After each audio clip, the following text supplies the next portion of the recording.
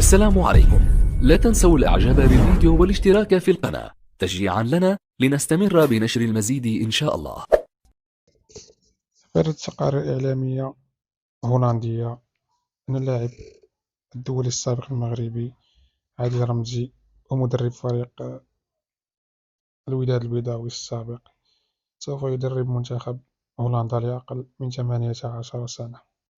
يذكر أن عادل رمزي بدأ مسيرته في التدريب رفقة فريق إيندهوفن كمساعد سنة 2019 إلى غاية 2022، وفي سنة 2022 درب شباب إيندهوفن كمدرب قبل أن ينتقل في سنة 2023 إلى فريق الوداد البيضاوي، لكن تجربته مع فريق الوداد البيضاوي لم تكن ناجحة.